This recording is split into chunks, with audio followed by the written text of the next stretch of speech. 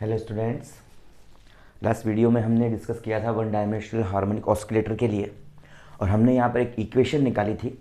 और वो इक्वेशन जो हमारे पास निकल के आई थी वो इक्वेशन थी हमारे पास में H D two H Y over D X square, ठीक है। और माइनस का टू क्यू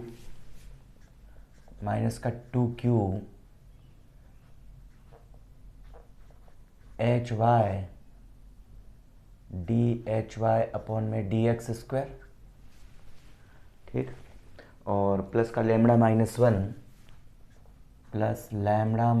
वन और साथ में हमने जो था ये अपने पास में एच वाई। ये इक्वेशन हमने फाइंड आउट कर ली थी। इक्वेशन नंबर आपकी 20th इक्वेशन हमने निकाली थी। हमने कहा था भाई यहाँ से जो है ये जो आपका हर्माइट पॉलिनोमियल कहलाता है इसको हमने इंट्रोड्यूस किया था और हमने ये इक्वेशन यहाँ पे फाइंड आउट कर ली थी। D2 ये पूरी इक्वेशन थी लैम्बडा माइनस वन और एच वाई। अब हम इसको सॉल्व करते हैं। इस इक्वेशन को हमें सॉल्व करना है तो सॉल्व बाय पुट। इसमें ये आपका जो हर्माइट पॉलिनोमियल होता है एच वाई और एच वाई की जगह हम यहाँ पर पुट करते हैं। यहाँ पर sigma R is equal to zero इसकी वैल्यू होती है। Sigma R is equal to zero to infinitive इसकी वैल्यू हर्माइट पॉलिनोमियल की ए आर और साथ में होता है इसके वाई की power S plus R. S कोई कांस्टेंट है यहाँ पर, ये हमने यहाँ पर ये हर्माइट पॉलिनोमियल होता है। हर्माइट पॉलिनोमियल की वैल्यू ये होती है, वो वैल्यू हमने यहाँ पुट कर दी, इक्वेशन 21 बोल दिया है ना। अब हमें क्या करना है, इसको जो हमें इस D2H y अपन में dx स्क्वायर, या हम इसको सिंपली अगर इसको हम H डबल डैश कह दें तो ये H डबल के आगे भी इसको हमें लिखना पड़ेगा और इसको हम बोल दूँ H डैश, ये मैंने यहाँ पर इसको कह दिया, और lambda minus one H Y. तो ये जो वैल्यू है H डबल डैश की वैल्यू मुझे यहाँ पर पहले निकालनी है और फिर निकालनी है इसकी H डैश की और फिर एच वाई की वैल्यू। इन तीनों को यहाँ पुट करके हम जो है कंडीशंस लगाएंगे। तो यहाँ पर H डैश वाई में निकाल देता हूँ सबसे पहले। तो H डैश वाई इसको डिफ्रेंशिएट करूँगा मैं तो ये बन जाएगा आपका sigma R is equal to zero to infinitive A are, ये तो बाहर, और साथ में जब मैं इसको डिफ्रेंशिएट करूँगा तो कितना आएगा, ये एस प्लस आर कॉन्स्टेंट है बाहर, और वाई की power S plus are minus one, ये मैंने डिफ्रेंशिएट कर दिया इसको। इक्वेशन 22 आ गई।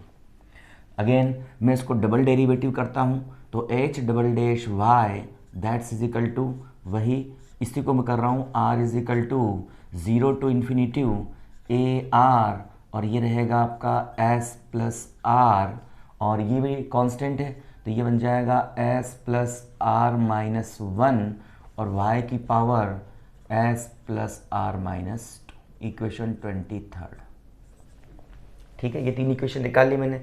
अब इन तीनों इक्वेशंस को कहाँ रख रहा हूँ मैं, 21, 22 एंड 23 इन 20 इक्वेशन पुटअप कर देता हूँ वहाँ ले जाके इन सब वैल्यूज़ को मैं।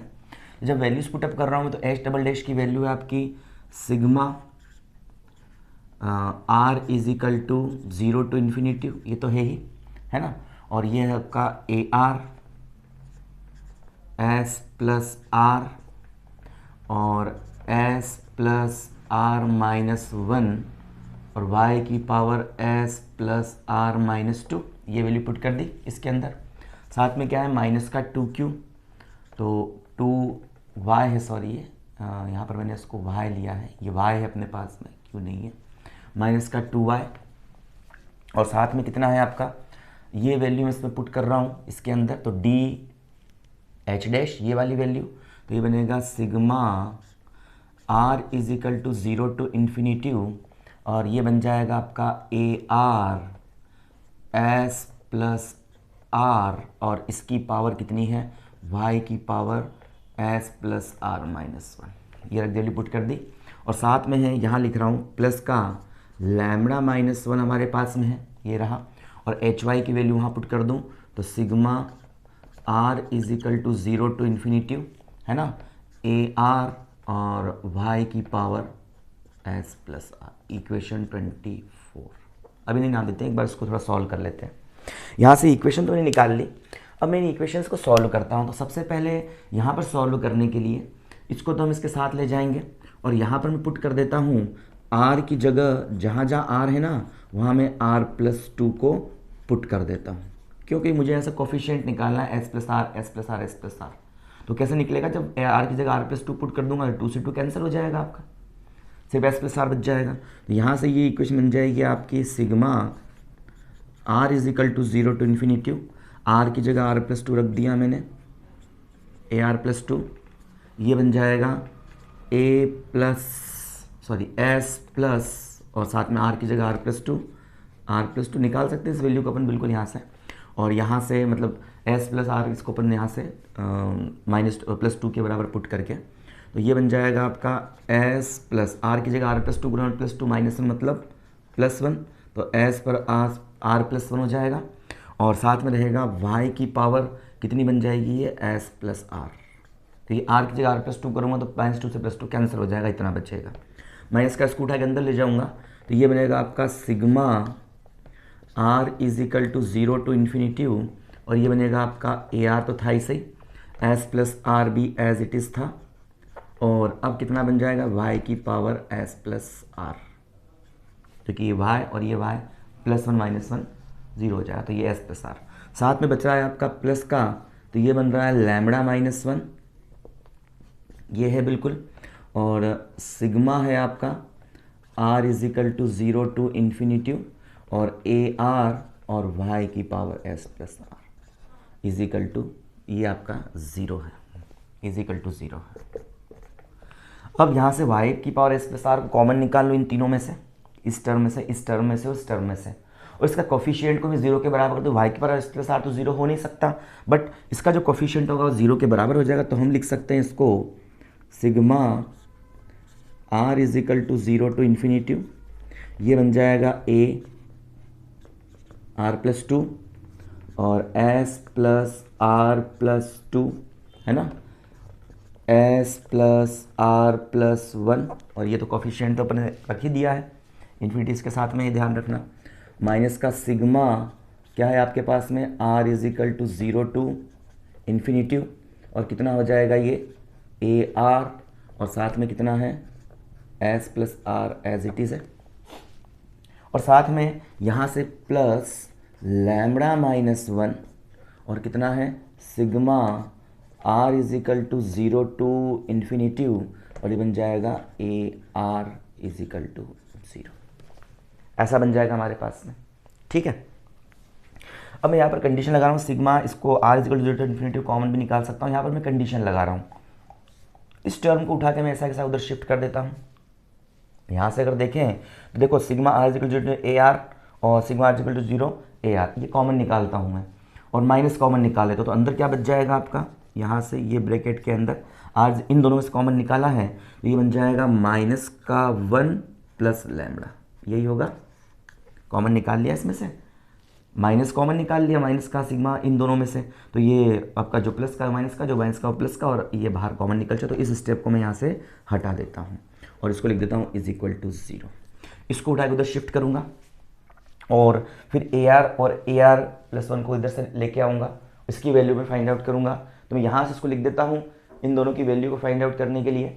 मैं यहाँ से लिख देता हूँ भाई ये तो इससे कैंसिल हो जाएगा, ये R is equal to infinity, R is equal to infinity, बचेगा क्या, तो ये बन जाएगा ए आर प्लस 2 अपॉन में ए आर, उधर उठ के जाएगा ना, तो ये इधर तो बच जाएगा क्या आपका ए आर प्लस 2 और ये उधर, और ए आर प्लस 2 उसको बटे में ले जाऊंगा, तो ये बनेगा आपका S plus R plus lambda -1 है ना, और साथ में कितना, एक चीज़ और ध्यान रखें, इसमें आपका ये 2 भी चल रहा था इधर, तो ये 2 भी तो साथ में रहेगा इसके, इधर ये 2 साथ में चल रहा है, ये 2 साथ में है, तो यहाँ पर क्या बनेगा आपका, ये बनेगा 2s प्लस आर, ऐसे ही तो रहेगा, 2 साथ में चल रहा है, तो ये बन जाएगा 2s प्लस आर, और डिनोमिनेटर में क्या हो जाएगा, ये वैल्यू ऐसे कैसे नीचे आ जाएगी, तो s प्लस आर प्लस 2 और यहाँ से s प्लस आर प्लस 1, ठीक है।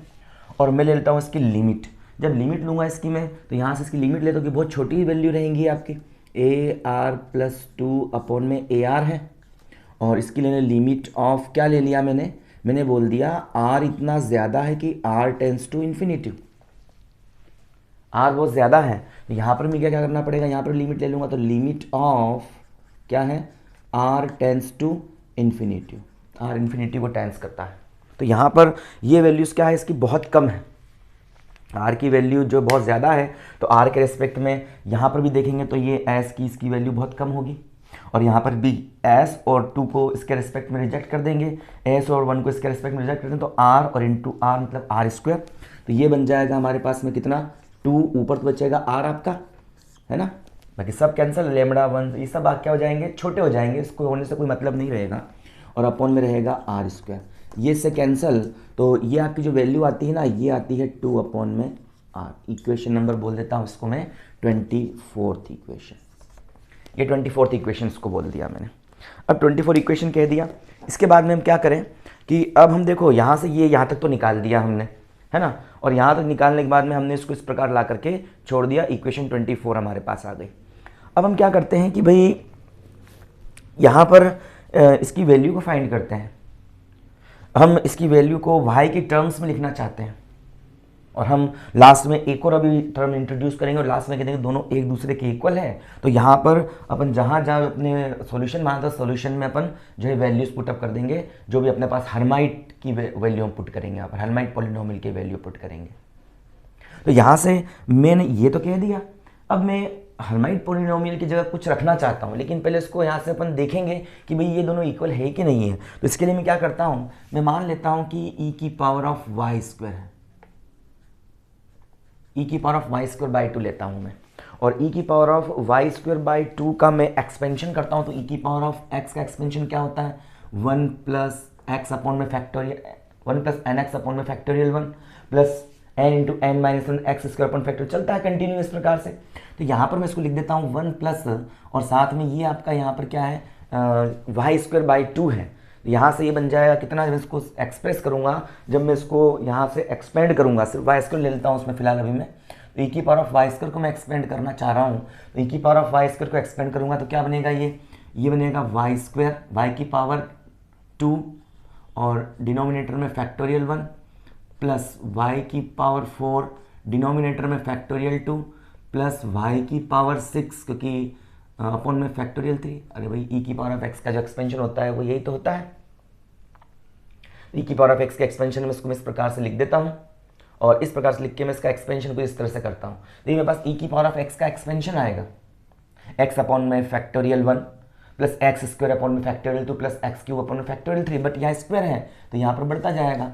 मैं यहाँ से nth टर्म लिखता हूँ, और nth टर्म के लिए मैं इसको लिख देता हूँ y की पावर r, और डिनोमिनेटर में देखो जरा, ऊपर 4 था नीचे 2 था, ऊपर 6 था नीचे 3 था, मतलब हाफ चल रहा है, तो ये बन जाएगा फैक्टोरियल r/2, और इसके जस्ट आगे वाली पोजीशन क्या होगी, तो y की पावर r+2, 2 से बढ़ रहा है ना आगे, ये दो का डिफरेंस चल रहा है, तो r+2, और यहाँ पर भी क्या हो जाएगा, ये बन जाएगा फैक्टोरियल r+2, जो भी था उसका हाफ, तो ये हाफ हो जाएगा इसका, यही तो होगा, ऊपर वाले जो पावर है उसका हाफ।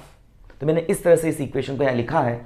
तो यहाँ पर इस इक्वेशन को मैं लिखने के बाद में अब मैं क्या कहता हूँ कि यहाँ से इतना लिखने के बाद लेट हम बोल देते हैं e की पावर ऑफ वाई स्क्वायर है इज इक्वल टू, ये मैं बोल देता हूँ b0 प्लस इसको मैं बोल देता हूँ 1 अपॉन फैक्टोरियल 1 को मैं बोल देता हूँ b2, और ये वाई स्क्वायर कोफिशिएंट मैंने 1 अपॉन फैक्टोरियल 1 को मैंने b2 बोल दिया, है ना, वाई स्क्वायर, और प्लस साथ में रहेगा आपका b4 और y की पावर 4 अपॉन में फैक्टोरियल 2 प्लस इसी प्रकार चलेगा आगे, और यहाँ से इसको मैं लिख दूंगा, ये क्या हो जाएगा bn बोल दूँ इसको मैं, तो bn और y की पावर r का कोफिशिएंट bn है, और प्लस ये बन जाएगा आपका bn+2 बोल दूँ इसको मैं, तो bn+2 इस 1 अपॉन ये पूरा का पूरा टर्म, और ये हो जाएगा y की पावर r+2, ऐसा हो जाएगा।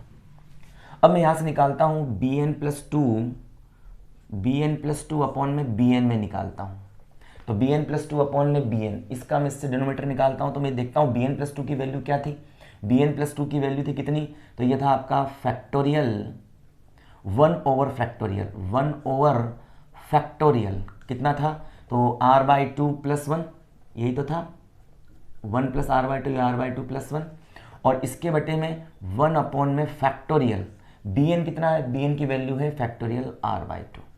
डिनोमिनेटर का जो बटे के बटे में ऊपर चला जाएगा, तो फैक्टोरियल r/2 अपॉन में ये फैक्टोरियल नीचे रहेगा, और इसको मैं लिख दूं 1 + r/2, ऐसा लिख दिया इसको मैंने। और साथ में अगली स्टेप क्या आएगी, इससे एक कम मतलब फैक्टोरियल r/2, यही तो होगा, जानते हैं आप अच्छे से, तो इसको इससे कैंसिल कर दूंगा। तो मेरे पास bn + 2 अपॉन में bn की जो वैल्यू आएगी वो आएगी 2 अपॉन में 2 + r, यही वैल्यू आएगी। और फिर से मैं इसमें लिमिट लगा देता हूं कि limit of bn + 2 over bn that's is equal to क्या है आपका, ये लिमिट ऑफ कितना रहेगा, ये बन जाएगा r में n टेंस टू r है, ये सॉरी br बोल देता हूँ इसको मैं, है ना, n की जगह r कह देता हूँ इसको मैं, br कह देता हूँ इसको मैं, ये r है आपका। तो ये भी क्या बनेगा, r बनेगा, क्योंकि n अभी मैं इंट्रोड्यूस करूँगा तो आप कन्फ्यूजन नहीं हो, इसलिए मैं इसको r की जगह n की जगह r मतलब r रख रखा है मैंने सब जगह, यही रख रखा है। तो लिमिट ऑफ क्या बन जाएगा, ये भी r है, तो br + 2 और br, तो लिमिट ऑफ क्या है आपका, लिमिट ऑफ जो है आपका r टेंस टू क्या है आपकी, limit of r tends to infinity है, बहुत ज़्यादा है। तो यहाँ पर भी limit of r tends to infinity introduce करूँगा, और ये बन जाएगा 2 अपॉन में 2 + r। अब r तो बहुत ज़्यादा है, 2 के कंपेरिजन में कोई मतलब नहीं, इसके कंपेरिजन में 2 का कोई मतलब नहीं, तो ये बन जाएगा आपका 2 अपॉन में r, है ना। ये इक्वेशन नंबर 25 हो गई। तो इक्वेशन 24 और 25 को अपन चेक करते हैं। 24 के लिए इसकी वैल्यू ये आ रही थी और हमने उसकी वैल्यू निकाली, मतलब उसकी वैल्यू क्या है 25 इक्वेशन से ये इक्वेशन एक दूसरे के इक्वल आई है। इसका मतलब जो है कि आपका जो है हम HQ है, जो HQ हमने निकाला है हर्माइट पोलिनोमियल, इसको मैं e⁻y² से रिड्यूस कर सकता हूँ, सब्स्टिट्यूट कर सकता हूँ। तो e⁻y² की वैल्यू भी ये आ रही है आपकी, जो है मैंने हर्माइट पोलिनोमियल को लेके सॉल्व किया था, ये हर्माइट पोलिनोमियल, इसकी वैल्यू भी यही आई है, तो दोनों एक दूसरे के इक्वल है। इसका मतलब ये होगा कि हर्माइट पोलिनोमियल की जगह मैं क्या रख सकता हूँ, e⁻y² में यहाँ पर लिख सकता हूँ। तो हमारे पास फंक्शन क्या था, सो द फंक्शन ये हमने निकाला था, साइन इजिकल टू सॉल्यूशन माना था मैंने, सॉल्यूशन कितना माना था e⁻⁻² और साथ में HQ मैंने इंट्रोड्यूस किया था हर्माइट पोलिनोमियल, और उसकी जगह रख दूं मैं e⁻y², ऐसा रख दूं मैं इसको। तो ये बन जाएगा आपका y²। तो साई की वैल्यू क्या आएगी, दिस इंप्लाइज जो आपकी साई की वैल्यू बन जाएगी ना, वो हो जाएगी e⁻y²/2 में से y² कैंसिल हुआ, तो y²/2 तो बचा, इक्वेशन 26 मेरे पास आ जाती है। ये साई की वैल्यू निकाल दी मैंने यहाँ से, है ना। हमारे पास जो हर्माइट पोलिनोमियल जो हमने इंट्रोड्यूस किया था इसके अंदर, वहाँ जा करके मैंने यहाँ पर हर्माइट HQ पुट किया था, और HQ को मैंने इसके बराबर लिख दिया दोनों को सॉल्व करके। मैंने कहा कि हर्माइट पोलिनोमियल जो होगा वो e⁻y² के इक्वल है, तो ये रख दिया मैंने। और हम ये जानते हैं कि बट हमने ये भी तो कहा था कि y इजिकल टू क्या कहा था मैंने शुरू में, अल्फा x कहा था पिछले वाले वीडियो में। और अगर मैं यहाँ से ही कहता हूँ कि इफ़ यदि आपका x टेंस टू इन्फिनिटी होता है तो this implies y tends to भी क्या होगा आपका इन्फिनिटी होगा। और इस इक्वेशन जब y टेंस टू इन्फिनिटी होगा तो आपका जो साइन होगा वो भी इन्फिनिटी होगा, और जबकि बाउंड्री कंडीशन ये कहती है कि x टेंस टू इन्फिनिटी और y टेंस टू इन्फिनिटी पर आपका जो साइन है वेव फंक्शन इसको 0 हो जाना चाहिए। तो दिस कंडीशन आर अनएक्सेप्टेबल, ये हम एक्सेप्ट नहीं कर सकते।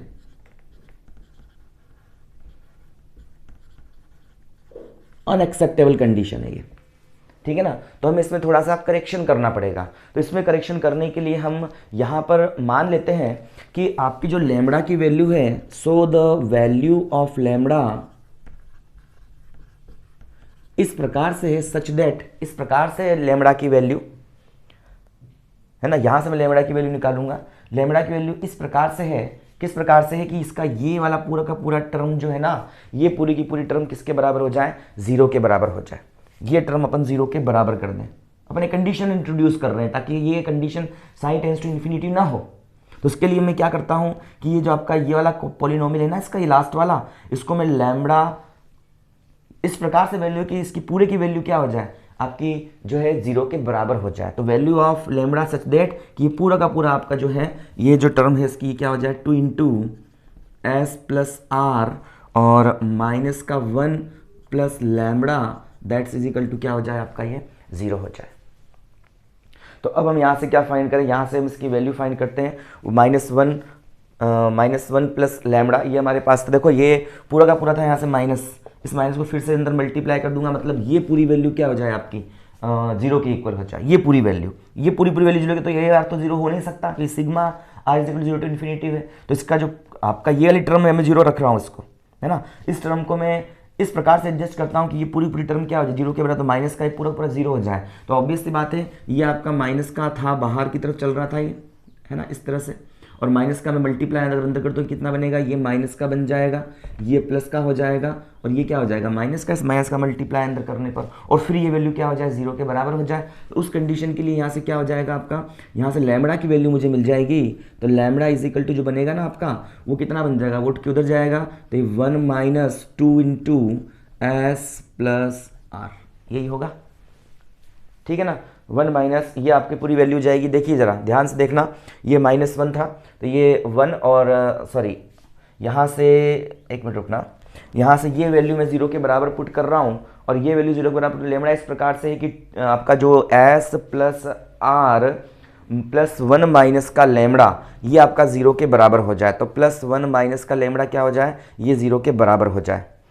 तो यहाँ से +1 माइनस लेमड़ा है, इसको हम 0 के बराबर पुट करना चाहते हैं, ठीक है ना। तो ये वैल्यू इस प्रकार से है कि ये आपका 0 के बराबर हो जाए, तो ये वैल्यू मेरे पास में इसकी फाइंड होती है। तो lambda is equal to 1 - 2s upon में आर, ये अपने पास में बनता है ना। ये वैल्यू जो है ना, यहाँ से यहाँ ध्यान दे थोड़ा सा, यहाँ कुछ गड़बड़ हुई है।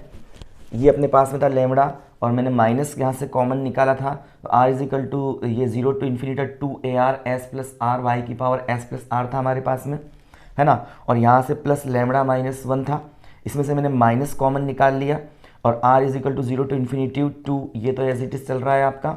और यहाँ से जब कॉमन निकाला माइनस, तो ये बनेगा आपका माइनस का, देखो यहाँ से माइनस कॉमन निकाल रहा हूँ, ध्यान दें, यहाँ से माइनस कॉमन निकाल रहा हूँ मैं, यहाँ से माइनस कॉमन निकालूंगा तो क्या होगा, माइनस कॉमन निकालूंगा तो ये तो हो जाएगा प्लस का, और ये बनेगा आपका माइनस का। ये यहाँ थोड़ी सी मिस्टेक हुई थी, बड़ी बड़ी इक्वेशंस होती हैं, छोटी मोटी मिस्टेक्स हो जाती है, तो ध्यान रखना थोड़ा सा कि यहाँ पर जो है ये माइनस कॉमन जब मैंने निकाला है, इसमें बड़े बड़े डेरिवेशंस में प्रॉब्लम आती है ये। तो ये माइनस कॉमन जब मैंने निकाल लिया तो क्या बन जाएगा, माइनस लेमड़ा प्लस 1 बन जाएगा आपका ये, तो माइनस का लेमड़ा प्लस 1, और ये चल रहा है एज इट इज़, तो ये भी क्या रहेगा आपका माइनस का लेमड़ा प्लस 1 रहेगा। इस टर्म पे कोई इफेक्ट पड़ेगा नहीं इसका, क्योंकि अपन तो इसको नेग्लिजिबल ही मान रहे हैं, और फिर उसको सॉल्व किया। तो मैं अब क्या कर रहा हूँ कि यहाँ से इसको इस प्रकार से इंट्रोड्यूस करता हूँ कि आपका ये वाला टर्म है ना, पूरा का पूरा क्या हो जाए 0 के इक्वल हो जाए, मतलब ये लेमड़ा कोफिशिएंट जो है ना, ये लेमड़ा के साथ जो भी है 0 के बराबर हो जाए। तो क्या बनेगा 2s प्लस आर और प्लस का 1 और ये माइनस का लेमड़ा, इस लेमड़ा को उठा के उधर ले गया तो ये बन जाएगा हमारे पास कितना है 2 इंटू एस प्लस आर और प्लस का ये 1 हमारे पास में है। और s प्लस आर को मैं रख देता हूँ किसके बराबर, n के इक्वल रख देता हूँ। तो 2n प्लस 1 इक्वेशन नंबर 27 यहाँ पे आई थी, जहाँ पर n is equal to 0 1 2 dash dash dash, मतलब s plus R is equal to 0 1 2 3 dash dash dash. ये मैंने यहाँ पर लिया है, s प्लस आर की जगह मैंने कितना रख दिया है आपका, जो ये रख दिया है यहाँ पर। ये वैल्यू आपकी बुक में डायरेक्ट दे रखी है ना। चाहो तो आप इसको यहाँ से इसको सॉल्व करने बाद में, ये लिखने के बाद में, ये हर्माइट पॉलिनोमियल इंट्रोड्यूस करने के बाद, इतना करने के बाद आप लिख सकते हो कि after solving that we can find जो वैल्यू आपकी लेमड़ा की वैल्यू जो इतनी हमें फाइंड आउट होती है, इसके बाद जस्ट आप वो लिख सकते हो, है ना। और लेमड़ा की वैल्यू को यहाँ पर अब हम पुट करेंगे तो lambda is equal to 2n plus 1 हमारे पास में इंट्रोड्यूस हो चुका है, n इज इक्वल टू 0 1 2 3 के लिए। अब हमने एक इक्वेशन देखी थी फ्रॉम इक्वेशन 12, पिछले वीडियो में मैंने कहा था, पिछले वीडियो में हमने एक इक्वेशन देखी थी और वो इक्वेशन नंबर 12 थी। तो इक्वेशन नंबर 12 से मैं क्या करता हूँ, हम जानते हैं फ्रॉम इक्वेशन नंबर 12 इक्वेशन से, जो 12th नंबर की इक्वेशन थी उसको मैं यूज़ कर रहा हूँ। और वहाँ पर वो इक्वेशन जो लिखी थी हमने, वो इक्वेशन कितनी थी हमारे पास, तो वो थी हमारे पास में E इज इक्वल टू, जो मैंने वहाँ निकाला था, इस चीज़ को रखा था मैंने, तो E इज इक्वल टू अपने पास में कितना था, सॉरी लेमड़ा की वैल्यू रखी थी मैंने, तो लेमड़ा इज इक्वल टू कितना था आपका, वो था आपके पास में लेमड़ा इज इक्वल टू, वो था 2E अपॉन में H क्रॉस ओमेगा, यही वैल्यू निकाली थी मैंने। और अब इस लेमड़ा की वैल्यू को मैं यहाँ लाके पुट करता हूँ, तो फ्रॉम इक्वेशन 27 इसको यूज़ कर दे 27 को इसमें, तो ये 27 कितना बन जाएगा, तो ये बन जाएगा 2E और अपॉन में H क्रॉस ओमेगा, और दैट्स इज इक्वल टू कितना बन जाएगा आपका, तो ये बन जाएगा कितना 2E अपॉन में H क्रॉस ओमेगा, और इज इक्वल टू लैम्बडा की वैल्यू कितनी है 2n+1, इस लैम्बडा की वैल्यू आ जाएगी आपकी। और चूंकि nth टर्म की बात कर रहा हूँ इसलिए यहाँ पर मैं एनर्जी स्टेट के लिए इसको En लगा देता हूँ। तो यहाँ से मुझे एनर्जी स्टेट्स मिल जाएंगी, एनर्जी आइगन वैल्यू क्या मिलेगी मुझे, एनर्जी आइगन वैल्यू। तो एनर्जी आइगन वैल्यू जो मुझे यहाँ मिलने वाली है वो हो जाएगी En that's is equal to 2n+1, है ना, और साथ में कितना बनेगा H क्रॉस ओमेगा और इसके बटे में 2। इसको वैसे भी लिख सकता हूँ En is equal to n+1/2 और H कट ओमेगा। ये हमारे पास में इक्वेशन नंबर 28 आ जाती है। ठीक है, 28वीं इक्वेशन निकाल दी मैंने।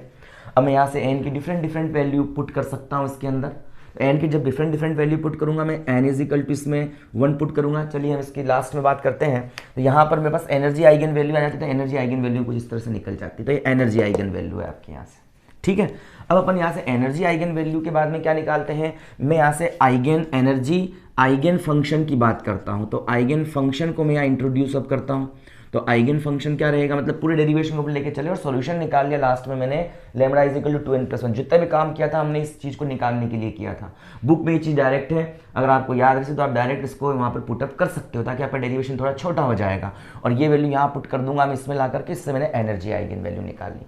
अब एनर्जी आइगन फंक्शन की मैं यहाँ बात करता हूँ। तो एनर्जी आइगन फंक्शन क्या रहेगा उसको हम यहाँ पर सॉल्व करते हैं। तो एनर्जी आइगन फंक्शन के लिए हम ये जानते हैं भाई, हमारे पास इक्वेशन थी कितनी थी, d2 साई और dy², ये इक्वेशन थी मेरे पास में, d2 Sai over dy² plus lambda. ये हमने शुरू में जो जब ने माना था ना कि लैम्बडा इज इक्वल टू इतना है और आपका अल्फा इज इक्वल टू इतना है, वहाँ शुरू में इक्वेशन ली थी लास्ट वाली वीडियो में। तो ये था हमारे पास में लैम्बडा माइनस y² और साथ में कितना था यहाँ से lambda minus y² psi is equal to कितना था आपका 0। ये मैंने कहा था वहाँ पर इसको इस कंडीशन में, ये चीज़ मैंने कही थी वहाँ पर, उसी इक्वेशन को दोबारा लिख दी है मैंने यहाँ पर। इसका अपन जो है सॉल्यूशन निकालते, इसका सॉल्यूशन हमने कितना कहा था, इसके सॉल्यूशन को हमने फाइंड किया था और इसके सॉल्यूशन को हमने फाइंड किया था, मैंने कहा था साई इज इक्वल टू कितना है आपका, तो साई इज इक्वल टू, ये हमने सॉल्यूशन फाइंड किया था। तो ये कितना निकाला था मैंने सॉल्यूशन इसका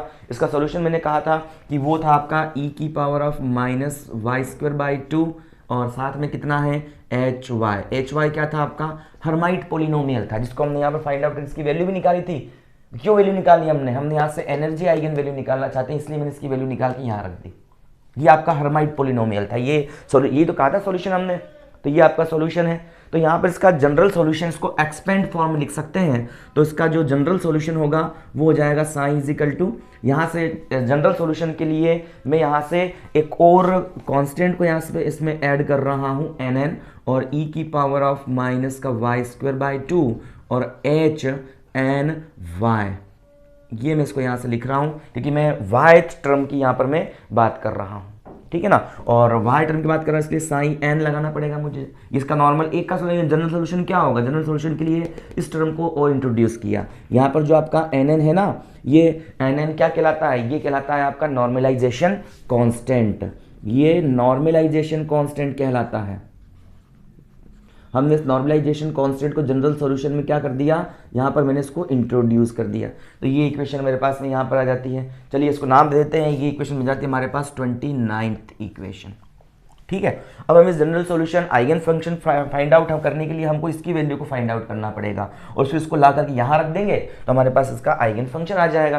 तो इसकी वैल्यू को फाइंड आउट करने के लिए अपन नॉर्मलाइजेशन कंडीशन को यूज़ करते हैं। तो नॉर्मलाइजेशन कंडीशन क्या होती है, इसको मैं बता चुका हूँ जब मैंने आइगन वैल्यूज़ और आइगन फंक्शंस की बात की थी, और वहाँ पर प्रॉपर्टी बताया था -∞ टू +∞, -∞ से +∞ के अंदर आपका जो ये sin x है ना, इस sin x का होल स्क्वायर और dx that's is equal to क्या हो जाना चाहिए, 1 हो जाना चाहिए। मतलब किसी भी पार्टिकल की किसी रीजन में पाए जाने की जो प्रोबेबिलिटी है, मैक्सिमम प्रोबेबिलिटी 1 हो जानी चाहिए, और इसी कंडीशन को अपन नॉर्मलाइजेशन कंडीशन कहते हैं।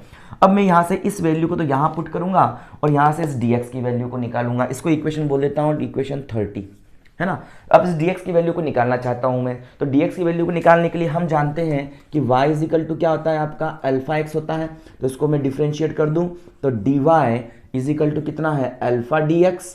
तो यहाँ से dx की वैल्यू क्या निकलेगी, तो dx इजिकल टू कितना बनेगा dy अपॉन में अल्फा, ये बन जाएगा, है ना। इक्वेशन 31 आ गई आपकी। तो 31 और 29 और 31 से इक्वेशन 30 में वैल्यू रख दें।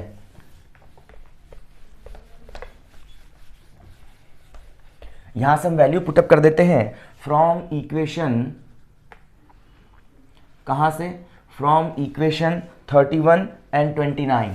तो 29 एंड 31 इन इक्वेशन 30। तो लंबा डेरिवेशन है लेकिन बहुत ज़्यादा इंपॉर्टेंट है और एग्जाम में आता भी है, इसलिए इसे इस प्रकार से करना भी ज़रूरी है। तो 30, 29 और 31 से वैल्यू 30 में पुट कर देता हूँ। तो यहाँ से मुझे मिलता है -∞ टू +∞, और मैं इसको लेता हूँ यहाँ से, तो ये आपका रहेगा इसका पूरे का होल स्क्वायर, मतलब पूरे का स्क्वायर बनेगा।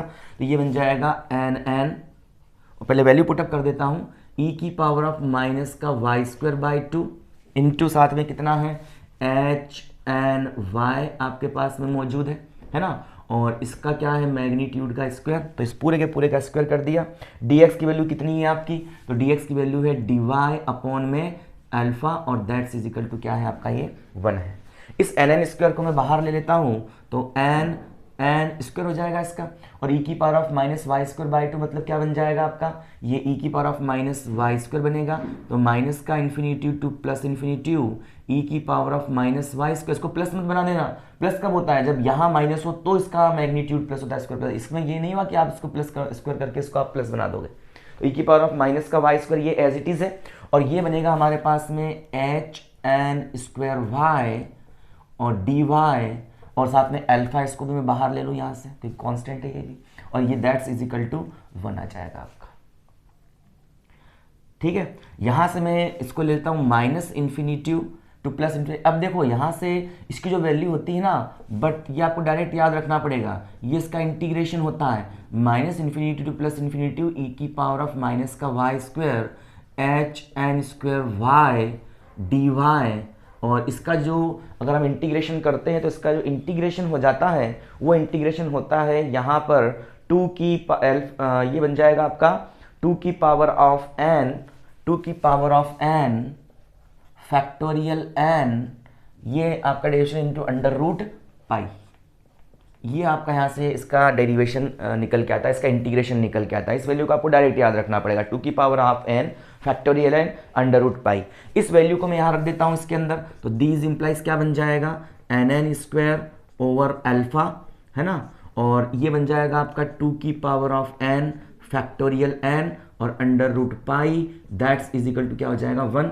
सारे कांस्टेंट को उधर ले जाओ तो nn² दैट्स इजिकल टू कितना बनेगा आपका अल्फा, है ना, ये अल्फा है, डिनोमिनेटर से क्रॉस उधर जाएगा, और 2 की power of n factorial n √π, यही रहेगा। इसको हटाएंगे तो उस पर क्या कर देंगे अपन, इसको मैं कर दूंगा हाफ, ये हाफ हो जाएगा।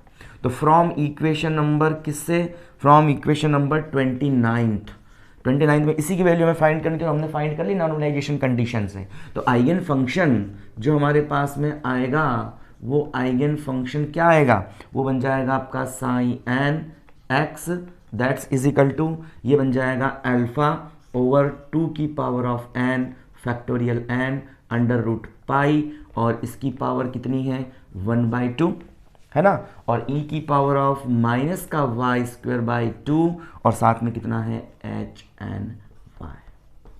ये आपके पास में आइगन फंक्शन आता है। n इजिकल टू 1 के लिए हम पहला आइगन फंक्शन निकाल सकते हैं, n इजिकल टू 2 के लिए यहाँ 2 पुट करके हम दूसरा आइगन फंक्शन निकाल सकते हैं। तो इस प्रकार से हमारे पास में ये सॉल्यूशन यहाँ पर मिलता है। तो ये अपने पास में जो आता है आइगन फंक्शन, तो ये तो हो गई आपकी आइगन वैल्यू और ये हो गया आपका आइगन फंक्शन। तो दोनों चीज़ें मैंने यहाँ से निकाल ली है, ठीक है ना। अब हम इसमें इसके एनर्जी लेवल्स की बात करेंगे, 0 पॉइंट एनर्जी की बात करेंगे इसमें कि 0 पॉइंट एनर्जी क्या होती है, उसके लिए हम डिराइव करेंगे। उसको अलग से भी पूछ लिया जाता है कि 0 point energy 1 dimensional harmonic oscillator के लिए 0 पॉइंट एनर्जी से आप क्या समझते हैं, तो वहाँ पर वैल्यू बिल्कुल अपन निकाल सकते हैं यहाँ से, और हाइजेनबर्ग अनसर्टेनिटी प्रिंसिपल को यूज़ करके भी मैं इसको आपको बता दूंगा।